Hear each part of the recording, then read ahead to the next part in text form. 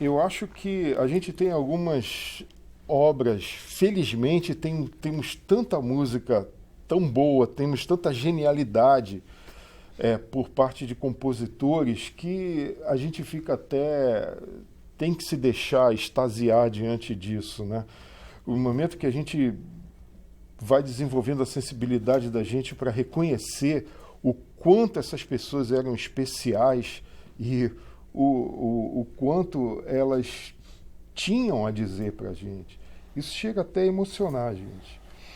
Então, eu acho que fundamental, assim, eu acho que Beethoven, por exemplo, é um compositor fundamental, porque ele queria passar para a gente uma ideia de integridade absoluta, de valor humano, de honestidade intelectual, honestidade pessoal. Isso foi o que fez dele o gênio que ele é e é a nossa Bíblia, vamos dizer assim, política do músico, se é que a gente pode se expressar dessa maneira. Temos um Bach, né, que é o grande arquiteto da pedagogia musical. A obra do Bach, para mim, ela é tipicamente pedagógica.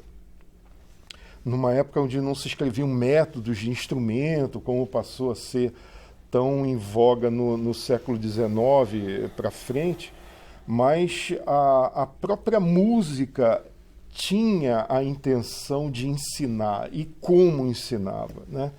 Então, Bach é esse manancial de lições que todo músico deve sempre, ao qual todo músico deve estar recorrendo sempre. Depois a gente tem compositores lapidares como no romantismo, como Brahms, como Schumann, como Berlioz, que foi na sua época um gênio de uma expansividade. Ele aumentou a orquestra, influenciou os compositores, especialmente no aspecto da orquestração, até nossos dias, até o século XXI. Temos depois Debussy, que compôs coisas lindas. Debussy e a flauta, então, praticamente tem uma relação simbiótica. A flauta era motivo de inspiração para os compositores dessa época, chamados impressionistas, né? Esse termo é um pouco tirado naturalmente das artes plásticas, mas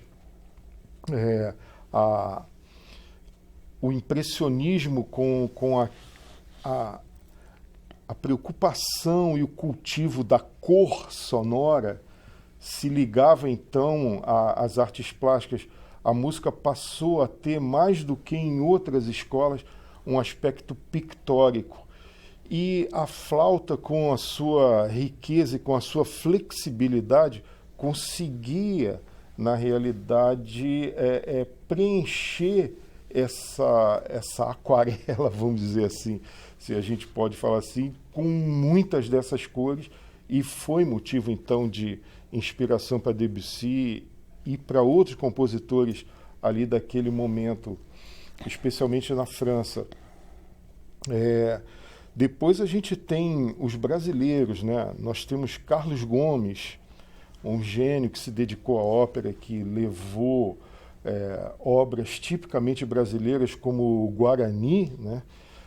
Transformou em ópera e fez sucesso divulgando a cultura e a maneira de ser do brasileiro, fazendo talvez pela primeira vez ver ao mundo que o Brasil é forte culturalmente. Isso é de muita importância. A gente não dá talvez a importância a Carlos Gomes que ele teve.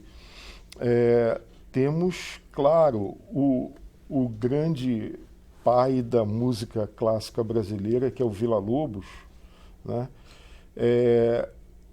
E temos algo que todo flautista tem que reverenciar dia após dia, que é o choro, que nasce com um brasileiro e um belga que aqui se instalou e acabou até falecendo, se dedicou metade da vida dele ao Brasil, que era o Raicher, juntos Raicher e Calado, que era um flautista de raízes populares, mas de formação clássica também, eles, na segunda metade do século XIX, criam isso que é a riqueza musical do Brasil, assim, que conhecida em todo mundo, que uma empatia com a comunicabilidade sem par que é o choro.